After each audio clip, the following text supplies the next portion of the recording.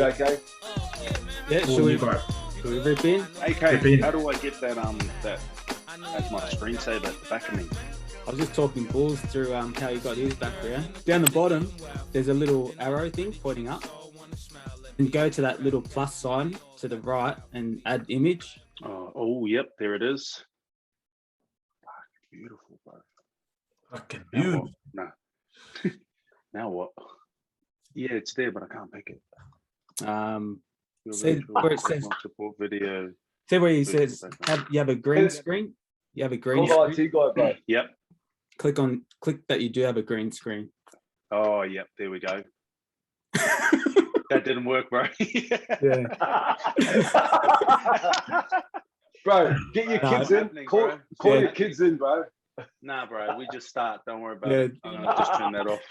Kids, bro, that's what I do, Kaz.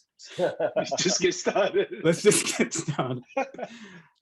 All right, let's get into it.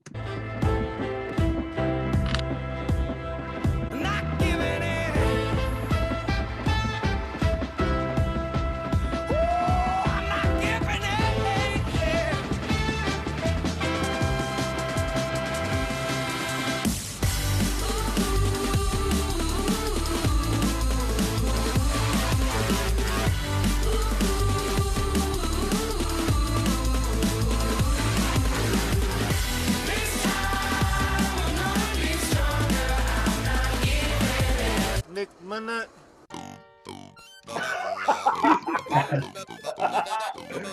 Oh. Got me cruising through the back streets, no more so no athletes. The ones that for the peaks, cause them haters trying to catch me, snatch me, grab me, they trying to harass me. Still all up in the hood, freedom boys through the O for your feet. The flow so sick, to double 5-9 with the boys like this. Said they trying to stop my grind, but the flow. Never gets old, that intro. Oh, good. Welcome to another episode of the Settler Rugby Show. Episode 4, we're talking culture and coaching with Filo Tiatia. I guess before the show, just looking at your background, Robbie, obviously some very sad news with the passing of Sean Wainui. I know you broke the news on our chat. No doubt there's some hard times ahead, but there'll be plenty of support there as well. But yeah, tell us a little bit about your background there. I know how much the Maldives jersey meant to Shawnee, so I just want to chuck that up and just pay my respects to a man who contributed a lot to rugby in general, and it's a sad story, and it's one that kind of hit home for I know a lot of the boys that I've spoken to, and just shows what things are really important, and it's a pretty tough time, and it will continue to be a tough time in the years to come. So yeah, no doubt. Peck, over to you. Obviously, a few good wins for the black and gold. I guess today's guest is one of the legends that's played for the Hurricanes and over there in Wellington. How's things going for you at the moment? Yeah, not too bad, mate. We've kind of got a 2-week kind of break, I guess. Like we've still got games, but they're just not competition games. So good chance for guys like myself to freshen up, and it's just been great to string a few games together and finally get a couple of wins on the board. Like we've actually played good footy, just with the age of the group. I guess as expected with young teams, it's just a little bit of inconsistency at crunch moments, and they've cost us games. So still enjoying it though. So that's the main thing. And like you said, we've got some W's, so happy days. Excellent. Waxy, you've teed up this interview today, so we appreciate it. Saw you throwing hands in the intro there. How'd you go throwing hands with our guest today? Mate, big balls off. Jesus. Yeah, I'd be asleep, that's for sure. I wouldn't even get to that stage, bro. I would have ran, or we would have just had a couple of beers, and I would have just stayed in my lane. But this fella used to just, when we used to go touring over to we toured a lot with the Sunwolves. And then when you try to do your attack versus defense or anything like that, Bulls and some of the other coaching staff will jump in to make up the numbers for the Bibs team. He was just putting on clinics at the age of 50 then. So, he's a tough man to go against, that's for sure. Absolutely. And look, he is described as one of the toughest men to play the game. An All Black, Hurricanes legend. He moved to Japan and played for Toyota as well over there, and then moved to Wales where he played for the Ospreys and was a cult figure over there, fan favourite, and retired at 39. So done very well to play for that long and dominate throughout that time. Has moved into coaching and obviously continued at the Ospreys, moved back to Toyota, and then, as you said, Waxy coached you over at the Sunwolves as well, and now back home in NZ. So very excited to dive into this chat. As I mentioned, we are looking at culture and coaching, and in particular looking at our Polynesian culture, and I guess looking at where's the opportunities and maybe some barriers there that we hopefully can overcome. Filo Tiatia, thank you so much for joining us. Yeah, no, thanks, boys. Thanks for the warm welcome. And I've seen your shows, just the snippets on Instagram because my kids are all on it, and they sort of got me on there. So, but no, I appreciate it. Yeah, I just wanted to talk about what Robbie's talked about really quickly because I think it's really important with the loss of Sean just recently. It's just the impact like Sean had in the game. It does resonate around how important it is in terms of what we do and with our time. Particularly, like I've got a background of my mother and my son, and it's my mum's birthday today. So I just wanted to really uplift her and but also recognise that time is against us. So it's just maximising time that we do have and really cherish the people that are really important to us. And I don't want to embarrass these two guys, but Buddha and Waxy, I've had the pleasure to work with. I wouldn't say coach, but to work with, and but also learned a lot working with younger athletes. And I've got a saying with older guys, and I sort of learned because I retired at 39, that the actual age is just a number, and it means nothing unless you think it actually diminishes your game.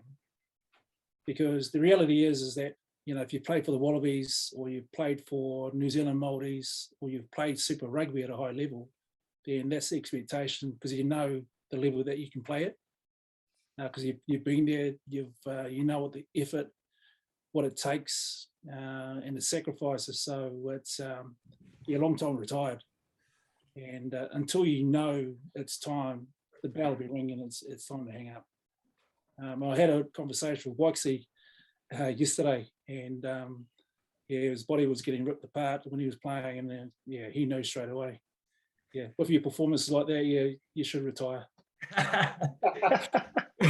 Bulls was the first bloke to man, because even after Summers was a bit of a lifeline, bro. This fella threw me a lifeline after I wasn't getting re-signed with Coke, and then I think it was 27, 28 or something, and then I was like, man, it's probably time to retire after this, and then like I just hear he just goes LTR, bro, LTR, and I was like, oh, what's that? Because you're a long time retired, bro. You're all good, and man, after that, sort of hung on for another 5 years, and I was like, oh, fuck, I'm done, bro. I rang him and said, bro, the body was just falling apart, man. That's me. It's like, that's it. That's the one. So it was cool. Well, it was something that the boys wanted to highlight early before we dive into the deeper stuff is just this footage here against Italy. So you're playing for the All Blacks here, and I think Robbie sent this through on our chat and said, it's for Robbie under the bus. Nah, you're sweet, okay. He sent it through and he said, do you mind just asking Bulls what's going on here with his approach to what's happened here after the trial was scored? Robertson, Tiatia lurking, and play on, says the referee, and Filo Tiatia is in and scores the try. And it's all on here by the looks of things.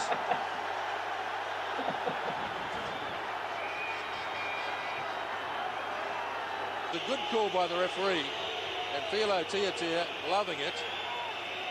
Now have a look at this though. This gives absolutely the innocent party well after the show. This guy's wanting to keep the ball game going. Carlos Spencer. Yeah.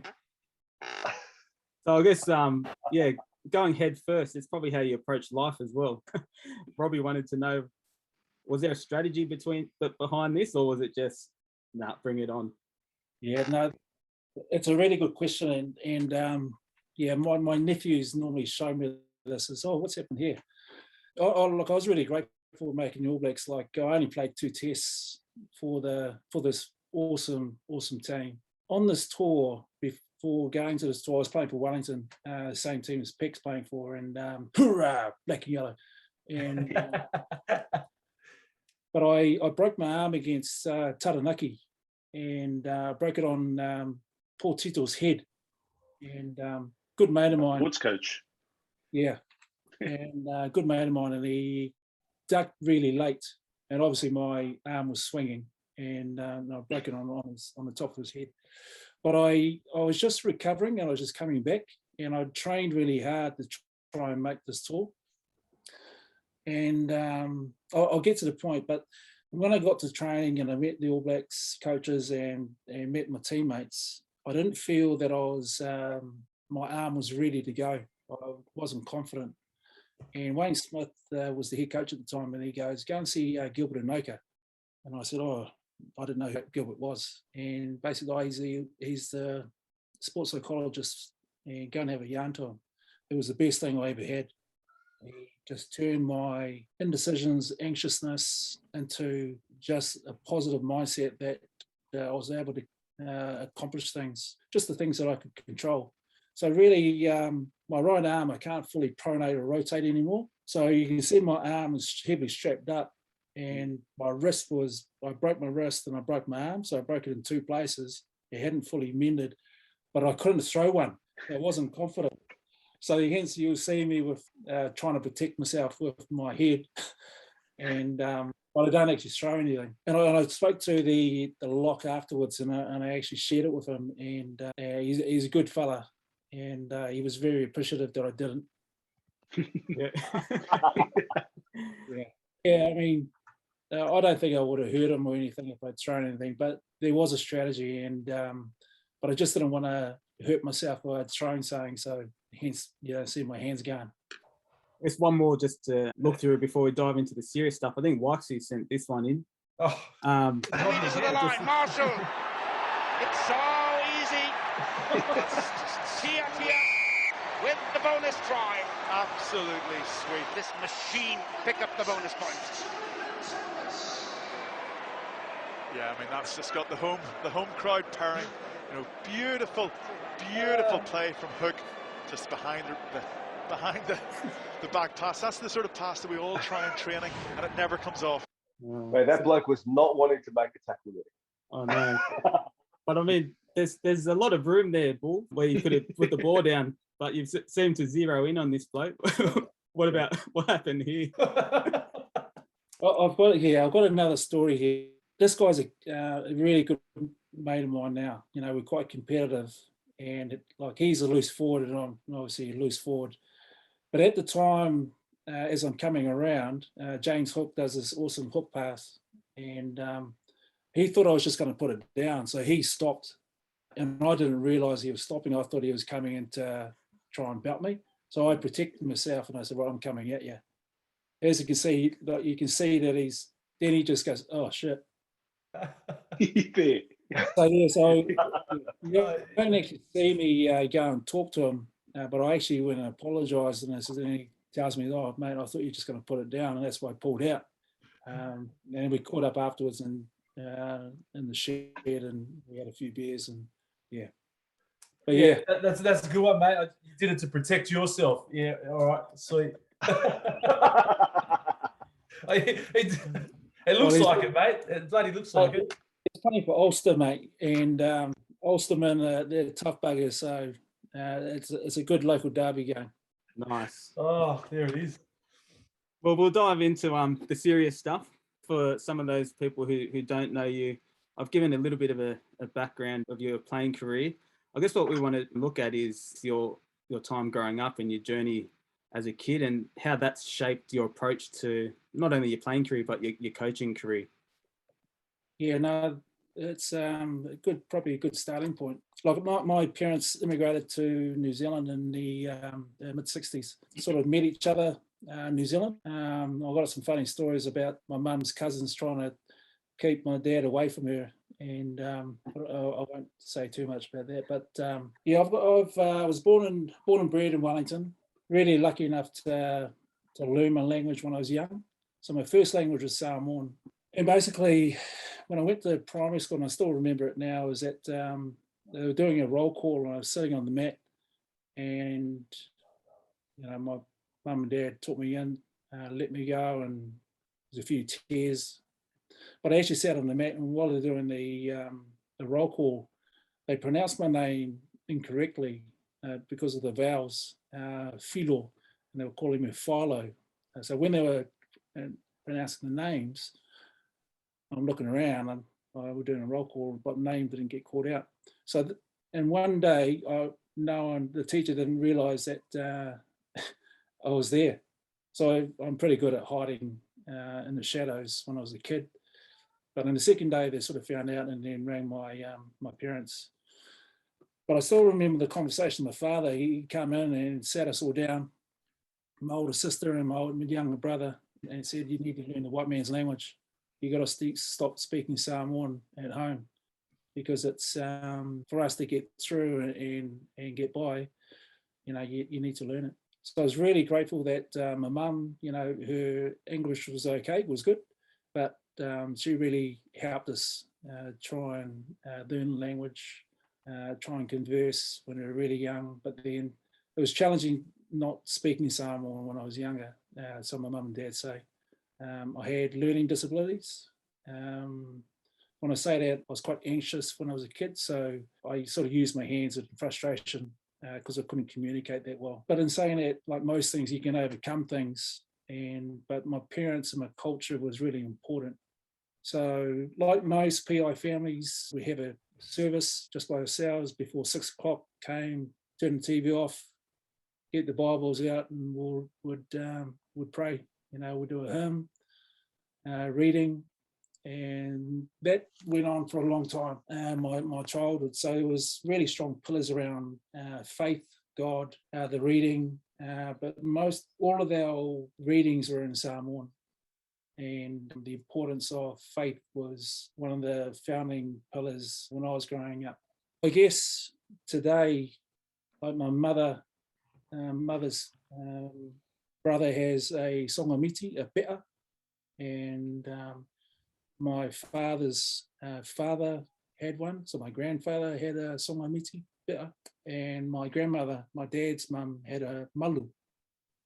So when I was young and I saw the tattooing of my grandparents, I never met my grandfather. My dad's father passed away when he was young, but I just saw the markings of these proud Samoan men walking around, and I went, man, I'd love to have one of those when I was growing up. I asked my father if I could get one. He said no. I think I first asked when I was maybe 18. But as I was going back and forth from New Zealand to Samoa for the Maris Sevens tournament they used to have over there, I'm not sure if Ora or Waixi or Peki have been over there, but it's one of the best and most challenging tournaments that there's to offer. The best teams go there.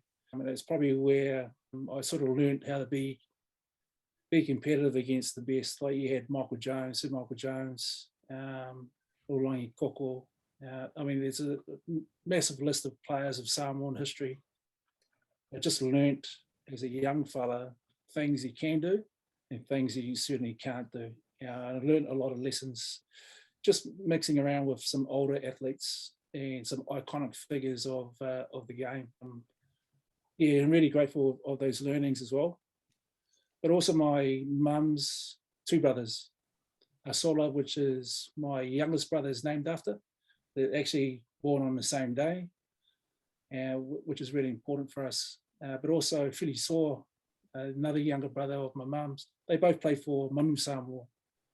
So the actual history and bloodline and the lineage of representing Samoa is deeply embedded in my family, which I'm really grateful for, that my ancestors before me have donned the blue jersey. And that's to say that, when you talk about foundations and culture and understanding, like I know where I come from. I know where my mum comes from in Sātalo and Whaririri. And my grandfather where my name comes from. I'm named after my grandfather, so you can see there's a real belonging where our family's names are hopefully never lost. So my grandfather is buried in Sapungawa, where all the Tuiluma chiefs are buried. So I couldn't understand why he was buried there, not in front of my mother's house in Satalo. But I was told why. And then my father, his village is in Avao in Savati. And that's where the English Bible was translated to the Samoan literature. So it's quite a symbolic little village. So yeah, like Samoan culture is really important to me. It's being New Zealand born, my language, it's an area I need to keep improving on and keep learning, but I have a passion around that. I try and make an effort to try and communicate with my parents in Samoan. My mum always tells me off, when I ring her up when I'm speaking English. Shh, silly. Say, oh, mum, yeah, karangoia wha Samoa. So she really encouraged me to speak the language. So that's something I'm working on. But I know it's important for my children to understand where they come from, and it's quite important to me. Yeah, awesome. So strong in culture, and I think that helps with obviously your identity and I guess how you carry yourself and what you value and the traditions there. I work a lot with students with a disability, and you mentioned that you had a learning disability growing up, and you were able to overcome challenges and struggles to get to where you are. What were some of the challenges that you had, and how did you overcome them? I wouldn't say it'd be a disability, but it was just an understanding that when you can't communicate in any form, it's a challenge straight away. My biggest challenge was when I was growing up is that I couldn't understand and converse with my language, but I could play by just passing the ball and kicking in with sign language to get an understanding. And I think that's probably one of the solutions that children have. And it's one thing that I sort of worked out pretty quickly. And I think the biggest gift that all of us have is the gift of imagination and role play. And, we've all got children, and but, when you gesture something that is completely inappropriate, they know. They just know. But I just think when you're open to learning as well, and how does that happen? And the majority of the time that I've learnt through culture as well is actually building trust. And how do you build that? And that's probably an enabler for all of us to be really productive, because you're listening and you're conversing. By someone listening and not talking all the time, and I feel really uncomfortable at the moment because I'm just talking, and I'd rather have dialogue to have conversation. But I just think that that's probably the biggest area where we can all grow and learn is how do you build trust? Because once you get trust, you get everyone on the same page, you're all aligned, you're saying the same language, the body language is the same, we're positive, or you're negative. So you can go the other way as well. Because if you're not aligned, you got guys doing different things, you've got different body language, everyone's, so straight away, if you're having conversation, you got eyes, everyone's focused. When there's dysfunction, then you just know when body language is off, so how do you recapture that? And trust is a really big one. Where did you, just on that, Bulls, with the, when you're saying it took you a while, when were you comfortable being able to communicate? Was it like teenager, or was it when you started playing footy? Did you grow in confidence then to be able to, I guess, make conversation, converse and stuff like that? Yeah, it's a good question. Well, actually, I'm a shadow guy. Look, I'm an introvert, but I'm a trained extrovert.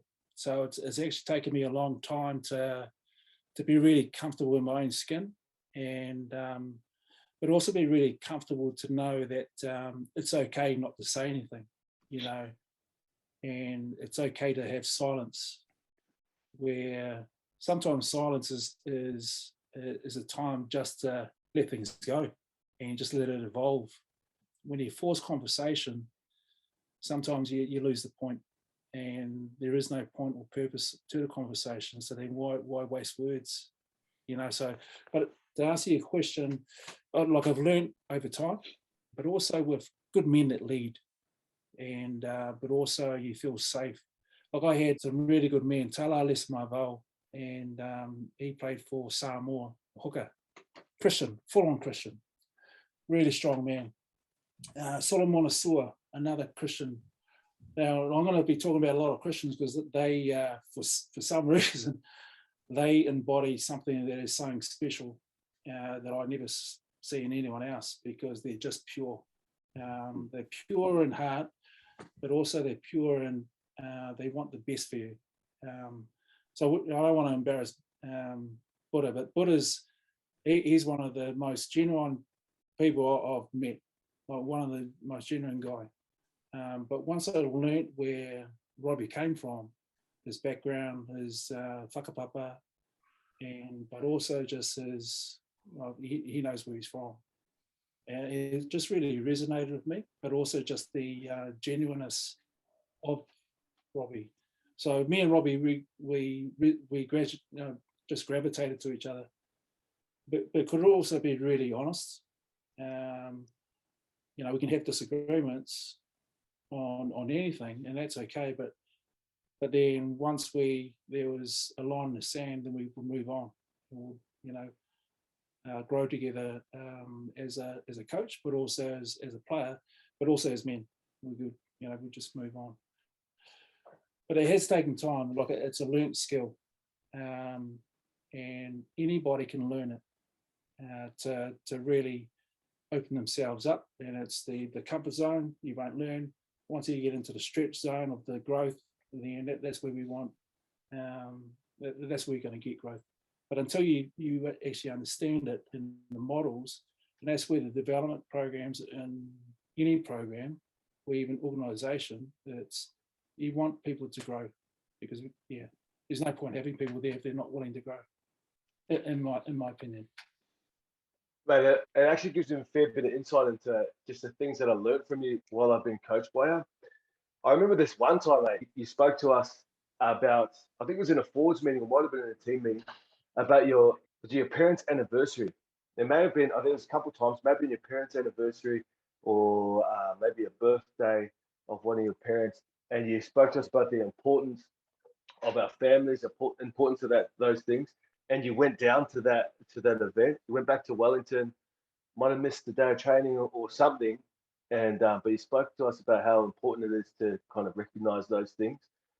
I remember after talking to you, and I told you about my grandfather's birthday was coming up, and it was maybe we were playing on Friday, and it was on the Saturday, and I said, I want to go, but if I go, I'll literally be there. I'll be flying for longer than I'll be there. I'll be there for like a couple of hours. I'll fly there, then have to get on the plane, fly back. And I remember you telling me you got to do it. Like there's things that you got to do. And I went, took my family straight after the game, flew to Sydney, drove to Canberra, had the birthday, drove back to Sydney, flew back to Auckland. And as a crazy experience now, reflecting on it, because that lesson taught me a lot, but also that experience or that celebration for my grandfather for his birthday, that was actually the last celebration for him. After that, we went into COVID, and he actually just passed away 2 months ago. So I reckon there's some lessons that I've learned from those things that you've shared about yourself, your personal life, that literally, from the outside looking in, you could probably say it didn't have as much to do with rugby as you would think, but for the boys, and especially for me, made a massive impact on my life, the way I looked at things, the way I appreciated people, and in turn, because of that, I got to have that experience with my grandfather for the last time that I've actually spent some genuine time with him. How have you found, Bulls? Like, why is that? I found that's something that's special to what you do. Why is that important for you to teach those sort of values, or those things that are bigger than rugby? Why have you found that important to teach that to the guys you coach? That's a good question, but I think The biggest thing that I want to get across in my coaching is that I always share stories about where I come from. And probably the last 2 weeks I've been connecting with different players, and I just really want to know a little bit more about them. And what I mean by that is that I'll share stuff that's important to me, that I value, that's really important, but also saying that it's not on Google, because Google at the moment seems to think they have everything on there that's correct. So I share insights that people may not know about me, that's important, that they should know. But also there's a bit of empathy that's important, but also just bringing down the walls. It's okay just to have a talanoa and just a korero, and we're just talking, freely here. And then over time, we'll build whatever we're building together, so that's really important to me. The other part is just the grounding bit. So when I look at, I want people to actually understand when they meet someone for the first time, I know what that person stands for, because they're living those behaviors by the way they talk, but also some of the language they uplift, or they're uplifting something, and there's a clear purpose. It's not that all the time, but when you talk about Robbie Abel, there's a couple of things that you can rattle off straight away, what this man represents, or Sam Wykes, or Peck, this man stands for this, he stands for this, But they can't say something that's consistently in some of the things. When you use the elevator test, I got this from Jamie Joseph, it's such a true thing that the elevator test is such a, where you are in terms of where we are as an organisation or as a team, or talk about someone.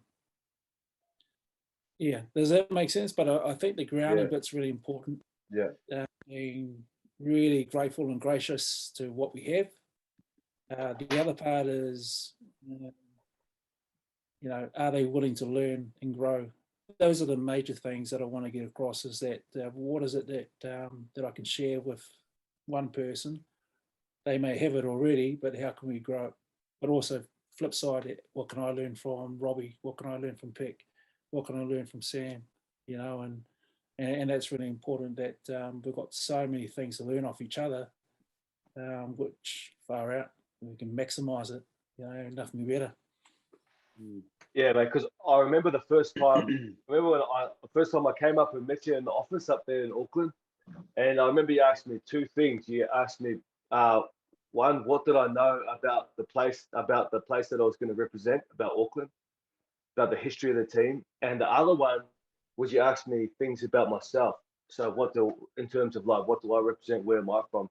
I remember I told you a few different things, and I told you, I'm actually Aboriginal. Not many people actually know. Everyone recognizes it. Everyone knows in Australia as kind of being Māori, and it wasn't something that everyone knows. And I remember you got that painting done, and there's this one Aboriginal part, and I was injured at the time.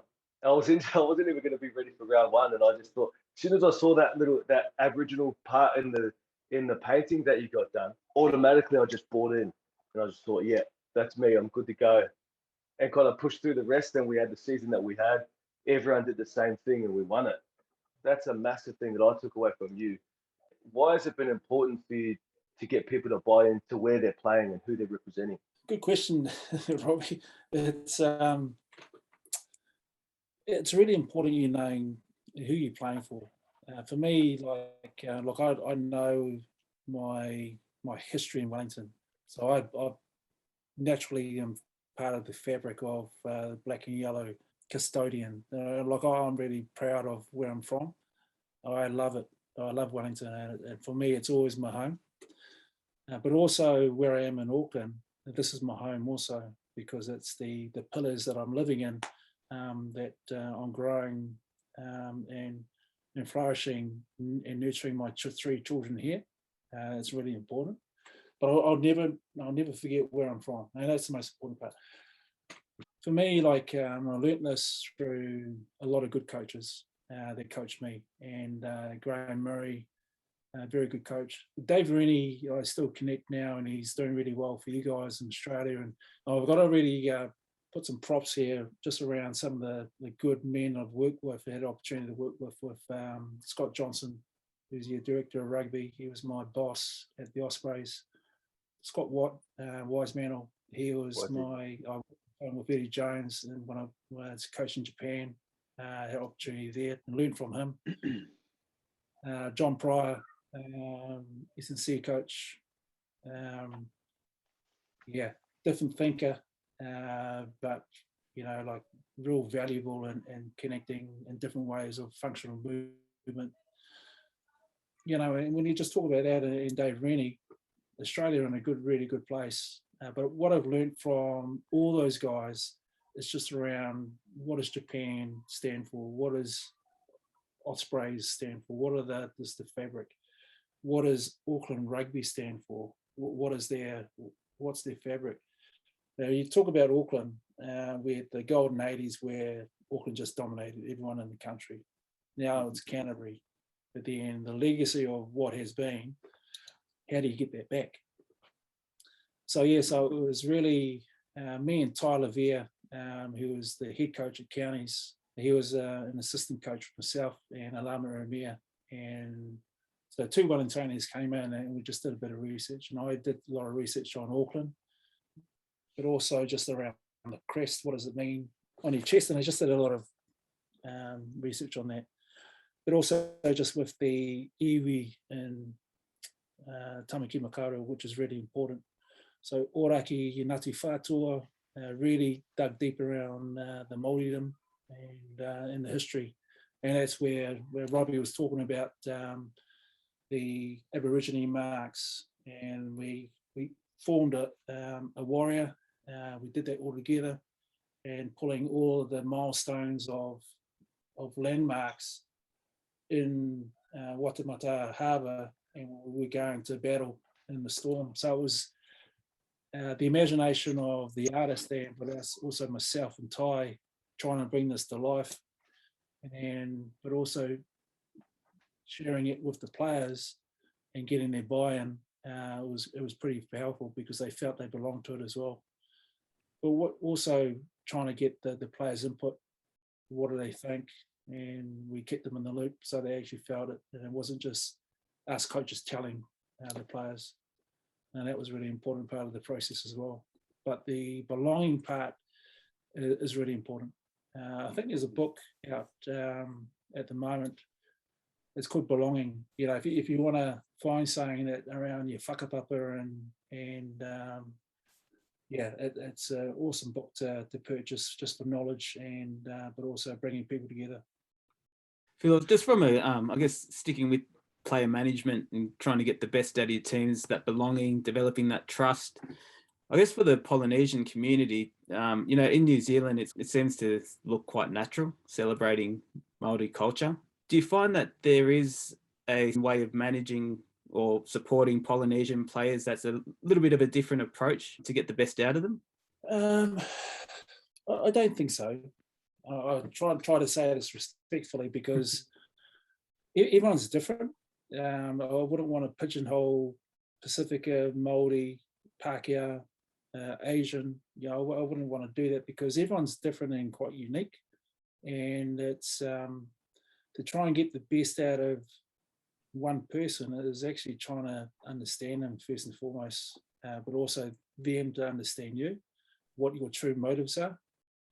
And that's a challenge about it. And but it's not challenging if there's no egos or motives, that you've actually gone in there. What I love about the Japanese culture, and I lived there for a long time, is when they bow or they try and get past you, they open their hands. They say, "I have no weapons." It's just a gesture of, "I have nothing. I'm just trying to get, too low. I'm just trying to get past." So it's a really nice culturally understanding. And even my children, when my parents talk to them, they say, too low, and from Samoan and Tongan, it's like, shh, excuse me, so just little things like that. Little things are really important. They make the big things really special. And I'm sort of going off tangent here a little bit, but it's really important that our young people understand it, but also the person that is actually asking the questions, the person that's receiving wants to know, well, what's your motivation here? So do you have a motive, or are you generally, do you want to work with me? So when you go in a workspace, you inherit co-workers. It's not natural. You're hoping, oh, I hope Wikes is in the team, I hope Robbie's in the team, I hope Peck's in the team, and all of a sudden he goes, oh man, who are these guys? So you got to really make an effort. You got to make an effort to get to know people. And then when you don't make an effort, and it says, oh, look at that bots. Straight away you go to judge mode. And that's where, it may take time to build relationships and build trust. Yeah, it's just like everyone's a bit different. Yeah. On that, Paul, sorry to cut in. When it comes to, obviously, like you mentioned, you kind of put your guard down a bit, you show a bit of vulnerability kind of as a coach, to build trust.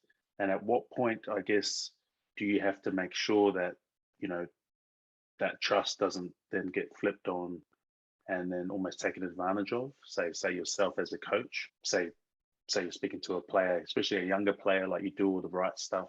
At what point, or is there a juggling act there with, managing players, as we've kind of mentioned, but then making sure that, it can still be professional, but, you can still have that connection like you did with Robbie, that genuine connection.